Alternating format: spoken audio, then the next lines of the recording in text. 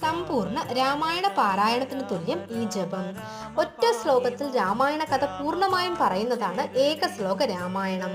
രാമായണം പൂർണ്ണമായും വായിക്കാൻ സാധിക്കാത്തവർക്ക് ഏകശ്ലോക രാമായണം എന്നും ജപിക്കാവുന്നതാണ്. സമ്പൂർണ്ണ രാമായണ പാരായണത്തിന്റെ ഫലമാണ് ഇത് നൽകുന്നത്.